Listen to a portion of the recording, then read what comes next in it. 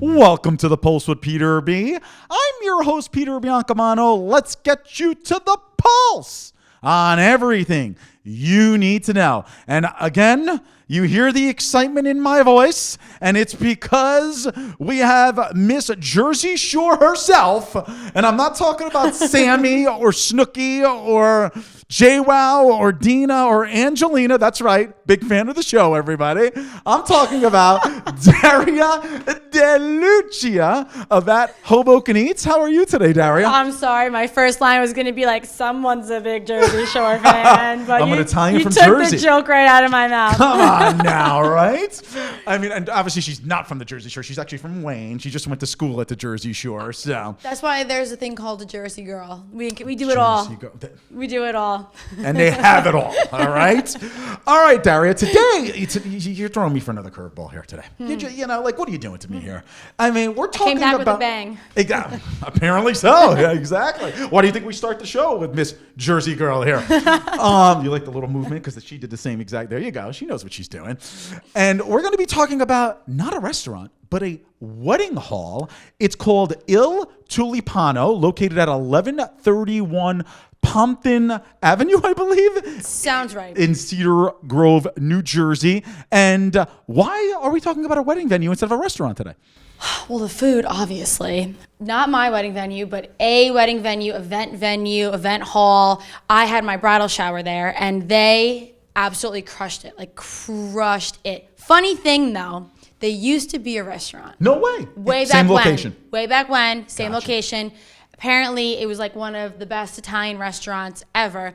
That's how my mom even knew about it, to have my shower there, because she was like, all right, the only requirement Daria wants is good food. We got a lot of duh. Yeah. So she was like, I remember back in the day, we used to go there all the time, and now they made it into a catering hall. Hall. So it's funny because this is where I usually ask you, what did you get on the menu or something like that? But let's talk about the ambiance, because if you're going to go to a catering hall, yes. I keep calling it a wedding venue, but you're 100% right. I'm sure they mainly do weddings there. What's the ambiance like? So it's cool. Cool because they have an upstairs and a downstairs, and then they have an outdoor area. So you can really do everything there. You can get married there. You can have your cocktail hour there. You can have your reception there. Or if you're having maybe like a smaller wedding, you can do it all downstairs and outside, or just upstairs. There's options. But it's really nice for, let's say you're having a warm weather wedding and you can get married out in the back patio area. They have a nice little like water area, cocktail hour downstairs, and you have the beautiful venue upstairs as well. That is awesome. Yeah. Absolutely awesome. And Daria, if it has an Italian name, that means that there's probably an abundance of food for any type of event you're going to do. What did you have? What did you like? All I know is that my matron of honor grabbed me the day of my shower, made me sit down, and there was just a plate full of meatballs and sausage and peppers and vodka sauce and cavatelli broccoli, potatoes, mozzarella, all the meats. And this was on one plate. And I mean, you guys have all seen me eat on this show. I'm wearing a white dress. This was the last thing that I thought I would be able to handle and pull off, okay? We succeeded. They all I'm not saying anything. I know. Continue. The clips that didn't make the show out of the problem. Because we're going to put the highlight reel of Daria eating. Nah, that's never a good thing. When I walked in, I tell you the first thing that I noticed was the 2 long tables full of food at the venue. Mm-hmm. They had antipasto spread like you'll never believe it. The meats, the cheeses, the vegetables, artichokes, olives. And when I say like meat and cheeses, not like a charcuterie board. It was a full plates of cheeses, a full plates of meats, full plate of prosciutto. Then you had your artichokes, olives, roasted peppers. That is what I saw, and I didn't even get to the other half of it yet. Right. And then on the other side where you had the hot dishes. Well, get to it. Penne and vodka, cavatelli broccoli, sausage, potatoes, chicken, meatballs. And the choices that I got to choose from, this was a family debacle. Again, I had no input into my entire shower except for my mom was like, all right, the food is a big deal. You got to decide the food. So me, my mom, my dad looked at the food menu. This is what we decided. And I'm telling you, Phenomenal. It was too hard. So it was too hard. You could to see. choose. I can imagine. And by the way, Mom, who's a big fan of the show, we love you. We see you voting on all those polls, Mom. Thank you for being a fan of the show. Not so much of me, but of your daughter. And smart move, leaving Daria in charge. That was her one thing. She was like, I'm not telling you the theme. I'm not telling you anything. You know where it's going to be, and you're going to need to know what kind of food's going to be there. Amen. Yeah. Amen. So, it was a restaurant. It was. So, obviously, they took their cuisine from their restaurant and now established it into a catering type of hall atmosphere. But when you normally say that much food, when you normally serve, I should say, that much food, sometimes one is not better than the other. Was that the case at Il Tulipano? Okay. Take a deep breath. I think I'm getting your question right. Wow. It's all I know is that I am not easily overwhelmed by good food. I'm easily excited by good food. And I was just overwhelmed by how much good food was on this plate of mine in front of me. Everything was so good. You answered my question. And I was like, I'm only gonna have like a bite or two of this. Like I have the white dress on, like I have to mingle, I gotta do my part during the day. How many people were at the? Like 80 something. Wow. That's like a wedding. It was a lot of bridal shower. It was a lot of people there, and so I actually like stayed there and sat and ate because it was like I'm not missing out on this. Right. This is my day. And I'm sure there was a lot of to-go containers. I don't know about that. Oh yeah, because it's a catering hall. They know what they're doing though. Not that there was ever a shortage, but they know what they're doing. You know what I mean? And the thing is we ended up getting my mom was getting this big donut cake. They had dessert out. Oh, so the Venetian hour, as they call it? The Venetian hour. And all I know is everybody was talking about the cheesecake and the cookies and the cannolis. There was these little red velvet cake squares and cheesecake squares and carrot cake squares. It was that I unfortunately didn't have any of, but everybody just had their plates full the whole time. And, everybody that was there, all 87 of you that hopefully are watching the program right now, hopefully we have way more than that, but a different story for a different time. We broadcasted at the shower. Exactly, right? Our place is inside. Oh, my God. Finally, my suggestions have gotten through Daria's head. Anyway, they know that you're a foodie. I mean, so obviously, people were expecting big things from Il Tulipano. Yeah, and then my dad's a chef too, so Right. there was no pressure on anything. Exactly. But yeah, it was definitely that. And what was kind of cool is I don't want to get this incorrect, but the woman who helped my mom plan the entire thing, she works there. She is related to the owners of Johnny Pepperoni and City Bistro. Oh, yeah, here in Hoboken. Yes. We'll put their addresses on the So bottom I of your thought that screen. was like a fun little connection. Just brought it back to Hoboken since we couldn't have it here. Right? Yeah. Why not? Hoboken Eats in the house. You got to bring it back to Hoboken. Everything goes back to Hoboken. Even in Cedar Grove, which is Morris County. Everything goes back to Hoboken. Everything, 100%. All right, Daria, if you have to recommend Il Tulipano to anybody who's doing any type of event, who knows? Maybe if the Pulse gets to 5 years, we'll throw a big shing-ding over there on Hoboken Eats. We'll see. Recommended by, not on. Anyway, highly recommended. Highly recommended. And again, not just bridal showers, baby showers, corporate events, large birthday parties, weddings. I'm telling you, you can really be doing anything there. They have plenty of the space, or you can make it smaller and have an intimate event there. It's 20 out of 10 Okay. minimum. Here's the $1 million question to end the segment here. Did you get anything on your dress? No. Wow. No. And we'll put the picture up right here. It was a white dress, as you can see. Impressive. Thank you. Exactly. And she still enjoyed the food. She's growing up. But make sure you watch our highlight reel of her eating. So good. Exactly. Well, Daria, thank you so much. We Thank look you. forward to having you on a future episode. Can't wait to be back. We can't wait to have you back. Thanks again. Absolutely. Folks, we will be right back.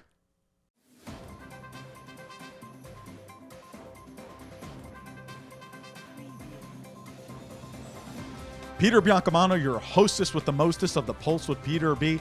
Folks, don't forget to go on our Facebook and our Instagram pages by searching The Pulse with Peter B. and like and follow us on each of those platforms. We're constantly updating those pages with previews of each week's segments and cool stories. Also, if you have any questions, feel free to reach out to our email address at thepulsewithpeterb@gmail.com. Welcome back to the Pulse with Peter B. Peter Biancamano still in the host chair, and I feel a sigh of relief because normally we have a resident political analyst on the show in Josh Sotomayor Einstein, just talking complete and utter gibberish every week about the Republican Party. Today, we have a guest political analyst, but he's not a guest of the show. He's been on multiple times, and that is Mr. Frank Rosner. How are you today, sir? How you doing, everybody? Hello, Pete. It's good to be on with you again. I love it. He's even got the voice going today. Yeah, there you go. He must have been like, yeah, exactly. He's ramping it up. Frank, let's talk about your party. Let's talk about the Democratic Party in the state. Let's talk about it in the country. Let's talk about how about a month ago they had a really bad night on election day. You know, we both like Jack Ciattarelli, the Republican nominee for governor. We both know him. We both think he's a great guy. His team was awful, but he probably should be the next governor of the state of New Jersey because Democrats got their clocks cleaned in many districts. Do you think it was people being upset at President Biden and his administration? Well, to some degree, yeah, it was, a little reticence against Biden. And, there's really two sections there of New Jersey. There isn't the north, central, and south. It's north and south, folks. That's it. There's no central Jersey. Yeah, there's no central Jersey. Exactly. But, you got, it was a red wave, south of Camden, I guess, if you want to start it there. That's way south. But, yeah, it's they got hit hard. The Democrats delivered where they were supposed to, and it came through. Thank God. Ciattarelli's staff could have done better. He would have been the next governor. I got to tell you, though, the Democrats have to start really messaging the right thing. Biden's doing great, in my opinion. Inflation is high, not necessarily because of him. There's a lot of side items you have to pay attention to on the inflation side, especially with the gas and the supply chain. And I want to interrupt you for a second when it comes to inflation, because I can't believe people are actually blaming him for this. You should blame, and whether you're a Democrat or Republican, you should blame all the presidents before him. They're the ones that are consistently printing money. President Biden has been in for 10 months, 11 months, 12 months, whatever it is. I mean, and he's stuck with this problem right now. But you mentioned gas prices, and it all ties in. Is President Biden to blame for people's pains at the pump? Oh, absolutely. It's his personal oil well. He just shut it down. He shut it down, and that's it. No oil, no gas. We're done. Exactly. But the rising cost of gas cannot be blamed on any president. It is supply and demand, correct? It's pretty much supply and demand, but you've got to be the producers, too. You've got OPEC. In fact, just recently, I believe, they're going to do this pact that, between Europe, and they're going to release the strategic reserves. That's right. I'm not sure when, but they're going to 50 million barrels or something? Or it's something like that. I don't know if it's 50 or 60. That will reduce the cost a little bit. You're looking at, maybe 10, 15, 20 cents a gallon. Right. I don't think it's going to be that much of an impact, but 20 cents to some people is a lot when you're filling up twice a week. So that's good. But supply and demand is always part of economics. I didn't go to the London School of Economics, but if there's no supply and there's a lot of demand, it's going to cost some money. Exactly. Now let's talk about the supply chain backup in California and Los Angeles. The Republicans love to say, well, this is, blaming the Democrats out in LA and the West Coast, for all their regulations and all of that. Is that just complete malarkey? Well, I don't know if it's complete malarkey. The government has a specific duty that they can do to speed up the ports a little bit, but it's not his fault. Just like the oil. What, does Biden own all the shipping lines? And, are they going to charge? There's some price gouging, too, I do believe, in my humble opinion. If you've got all these containers out and there are no containers to put the product on because they're waiting to be unloaded in the ports, well, that's just a constant backlog. And what happens is, if there's a backlog there, then there's a backlog in every other step of the supply chain. Mm-hmm. That's just common sense. So if you can just start getting those ports out there, trying to get them to work out on 24/7 to make that happen. And some of the stuff has been easing up already. Target's said they have their shelves are full. Walgreens shelves are full. So it's loosening up a bit. And once that loosens up, it's going to explode. Manufacturing is going to come back. And that's part of that thing where I'm thinking, remember the just-in-time manufacturing? Mm-hmm. Well, there is no just-in-time right now because we're coming out of the pandemic. However, people should focus, as well as the Democrats should focus, on the economy doing well. The inflation will settle down, I do believe, okay? Right. And the Build Back Better, it's going to happen. The infrastructure is going to put shovel-ready stuff into the ground, get the stuff built. It's not going to happen overnight. Nothing happens overnight. Biden's been in for 10 months. What are we doing here? We got another, 3 years and 2 months. So let's give it a shot. Let's see what happens. He had absolutely no help from his predecessor. Nothing. He had no help from his predecessor. He had got no help from the Senate.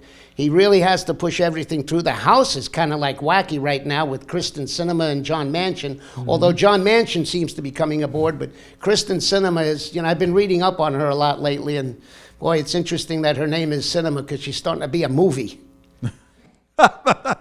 Good one. It took me a while to get that one, Frank. Sorry about that.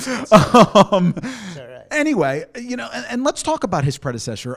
Obviously, when you're in your first year in office, a lot of the policies and the initiatives that are in place happen from the guy before you. So, people can say, well, let's point the finger at President Biden, while, by the way, making fun of his speech impediment that he has, which, for all you people out there, there are stutterers all over the country. And it is a serious, serious disease. Yes, we know he's old. He's the oldest president ever elected. That's right. But he also has an impediment, correct? Well, he stutters, and he did stutter heavily when he was younger. Right. He overcame it. I think he speaks well. He's thoughtful, certainly more thoughtful than his predecessor. And you can't. Were you mad about mean tweets? Mean tweets meant nothing to me, but it was a distraction. Correct. I think Trump was 4 years of a distraction. I think actually Trump did get one thing right. I'll be honest, the China issue. Yeah. That was it, and that. The Democrats kept it in place. And not to be unfair to him, look, the economy was doing very well before COVID, but it's also an economy that I believe he inherited from President Obama. That is correct. So they don't want to give Obama any credit at all. They want to give Trump the Trumpian latitude to, give it all to him. And you can't do that. It's all transitional. And there's things outside of the ball that happens that they can't control, that no government can control. Are you saying that the Republican Party is a bunch of hypocrites here, Frank? There's that one guy from Alaska, the ultimate in hypocrisy. He voted against the infrastructure bill, yet he went on TV in Alaska to tell him how much money's coming to the state to build infrastructure. It is, that's the height of hypocrisy. You've got to be kidding me. Frank, really quickly, we have a few seconds here. Obviously, President Biden, low 40% approval rate, 40, 41, 42%, whatever it is. Midterm elections are less than a year away. Do you think that inflation and gas prices and the shipping delays out in California will resolve itself enough to save the Democrats both in the House and the Senate next year? I'd love to predict that. I can't. There may be something that occurs that nobody can think of in that future time span. I would think it will quell a bit. Gas will come back not to where it was, but it'll certainly be lower. And the supply chains will be further enhanced with getting all that stuff out. And then once new stuff comes in, manufacturing ramps up. Jobs are obviously up. It's the biggest jobs in 20 years, biggest job jump in 20 years, I think. Yeah, absolutely. So all the stuff, all the indicators look okay, except for inflation, and it's the highest it's been in 30 years. But we're coming out of a pandemic, folks. Give it time. Absolutely. Give it a little time. Whatever that was. All right. It just boggles I my tell you mind what, sometimes. that last whatever you Yeah. did was more practical than anything Josh Sotomayor Einstein Well, that's why has they call ever him- said on this No, show, they- Frank. that's Let me why they just call say him that. Einstein. Exactly. All right. Well, Frank Rosner, our guest political analyst, maybe our soon-to-be resident political analyst on the show. Who knows? We shall see. Thanks for joining us. Really, Anytime, really Pete. appreciate it. Thank you very much, and good night, everybody. There you go. Well, There we you have go, one man. more segment. Good night to you. Well, good night to me. So but Exactly. pass it on to Pete. All right, folks. We will be right back.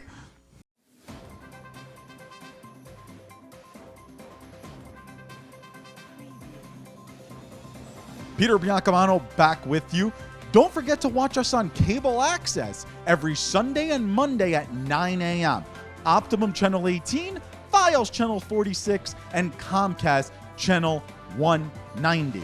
Also on Sunday mornings at 9:30 a.m., you can watch our show on our YouTube channel, and you can also binge watch all of our old shows. Who doesn't want to keep watching The Pulse with Peter B? We'll see you there. Welcome back to The Pulse with Peter B. We want to thank Frank Rosner for enlightening us in the last segment about how despicable the Republican Party is. No, I'm just kidding. I am totally kidding, folks, for all you Republican viewers out there. But you'll be the judge with that by watching the last segment again if you want to on our YouTube channel. We'll put the link at the bottom of your screen.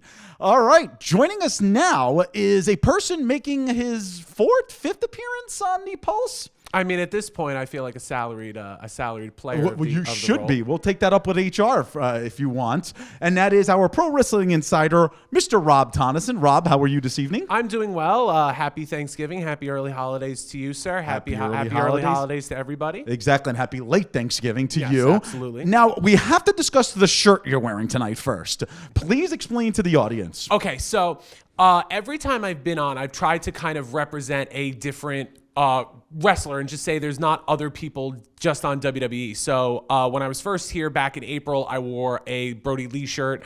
When I was here in August, I wore Nick Gage. Today, I'm wearing an indie wrestler superstar by the name of Effie. He is very, very pro LGBTQ, and he wants to kind of promote that wrestling is not just for the alpha males, that it really can be for everyone. So he does kind of make these shirts and says that, you know, wrestling is for everybody, not just the select group of people. And you can find that, I'm sure, on his website? His website, his Twitter, everything like that, yes. Excellent. Okay, now speaking of pro wrestling, 2021 has been just an up and down type of year. Fans have started to come back to shows, about middle of the year, I believe, or early 2021? Early 2021, because the first actual show that had fans in North America was WrestleMania, way back in April. So that was the first major show that had fans. Then you had AEW with Double or Nothing coming back with fans, and now WWE, AEW. All the major companies are back to a regular touring schedule. Interesting. Very, very interesting. And capacity crowds, right? There's no restrictions on the audience depending on where they are? Once again, yeah, depending on where they are, there are COVID regulations. You have to be vaccinated. You have to say that you have to proof of vaccination. There are still some places that are saying you have to wear a mask, but those are getting few and far between. So yes, crowds are coming back, and it is exciting to see that wrestling is coming back the way it's really supposed to be, and that is in front of people. Interesting. Very, very interesting. Well, let's do kind of like a year in review here. We're in the month of December at the end of 2021. You're having I call them the long-term wrestling fans like yourself who really, really believe that AEW is putting together a better product than the WWE. But Vince McMahon is like Teflon. He survives. Everybody thought that TNA was going to be overtaking the E, as the insiders call it, like yourself. And maybe even when WCW was around back in the 90s when we were kids watching it, that it was the premier promotion, and it was for a short amount of time. But Vince McMahon just knows how to survive and make his brand the best that it could be and better than anybody else's. Do you think AEW will finally overtake the WWE in 2022? Short answer, no. Short answer, no, because the reason why is AEW is a completely separate identity, completely separate brand, completely separate everything than WWE. AEW is a wrestling company. WWE Sports Entertainment. And I know that gets kind of muddled with everything, but if AEW continues to do what they do best, which is really compelling storylines with and long-term storylines. They just put the world title on Hangman Adam Page, and that was a 2-year story that paid off. You have long-term stories being told with the American Dragon, Bryan Danielson. You have longer-term storylines with guys like Orange Cassidy and Matt Hardy, and just different examples of what long-term storytelling is, whereas WWE is more, they need it immediately.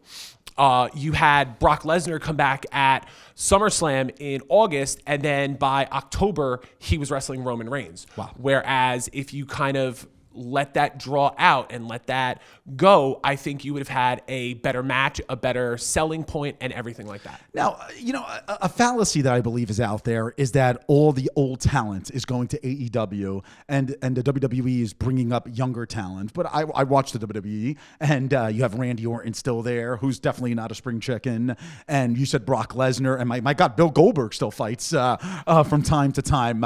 Do you think that is just a misconception, that all the old people, all the old talent rather, are going to AEW as compared to the WWE? This is probably one of the best times to be not only a wrestling fan, but somebody that's in the business, because WWE this past year let 80 individual wrestlers go. Right. Due to budget cuts. So COVID-19 affected everybody, correct? You have people that are deciding to go to AEW. You have people that are deciding to go to Impact. You have people that are deciding to go to Japan. You have people that are deciding to do the independents and do Game Changer Wrestling and PWG and all these other promotions that are local and really sort of in a microcosm that WWE is going to be okay. AEW is going to be okay. It's where the talent is going to end up. Very, very interesting. Okay, let's talk about the two promotions. What promotion do you personally feel had the much better 2021, and who do you think is going to have the better 2022? I'm actually going to split the vote. Wow. I'm actually going to split the vote. That surprises me, because you're all about the indies and all of that. Oh, I love independent wrestling. Independent wrestling is the most fun you can have for the minimal amount of money. No, I'm serious. So WWE had the better year with as far as big time feuds. I mean, Roman Reigns going crazy this year. He's really been the MVP of this year. So WWE had the better year. They're going back to stadiums. They're going to be running more stadiums next year. Not just the Royal Rumble and WrestleMania, but now Money in the Bank is going to be in a stadium. And so I think WWE had the better year, but I think AEW is going to have the better 2022 because, like I said, the long-term storylines are going to pay off. WWE had their Survivor Series pay-per-view 2 weeks ago. Now they're already getting ready for their next pay-per-view. AEW had Full Gear on November 13th. Their next pay-per-view isn't until February. So they have longer time to, like I've said, long-term storyline, build the storyline, and make people invested in these stories. Whereas WWE is just got to be now, got to be now, got to be now. Interesting. All right, match of the year for both promotions. We'll start with the WWE. WWE, for match of the year for me, it's really going to be Bianca Belair and Sasha Banks from WrestleMania Night 1. For the history implications of it, for the idea of, number one, it was the first women's main event of WrestleMania. Number two, it was the first main event of WrestleMania history. Are where you it sure was, it was the first women's main event of first? WrestleMania? No, I'm sorry. Second. The second one. Excuse me. The first one-on-one. Right. The first one-on-one. Because we were both at the first women's one in MetLife Stadium. Exactly. The first singles. Gotcha. This first singles, excuse me. Thank you for correcting Yeah, me. no. But also the first one where it was two people of color. Wow. That was a big deal for WWE. And I don't think they touched on it enough. For AEW, for me, it was from All Out Labor Day weekend. Young Bucks versus the Lucha Brothers. Just an absolute fantastic match once again, long-term storyline, how to tell a story, how to give the fans what they want, and how to execute. Awesome. Well, Rob Tonneson, we hope to see you in 2022 more than just a handful of times. Invite me back whenever. Oh, I love it. Absolutely. I love it. Absolutely. That made no sense. I absolutely love it. I meant to say, folks. All right. And Happy New Year. Happy New Year, sir. And safe holidays for you. Okay. Absolutely. Absolutely. Folks, join us next week for The Pulse on everything you need to know. I'm Peter Biancamano. Have a great week, everybody. The Pulse with Peter B. is a proud partner of Eyes on NJ.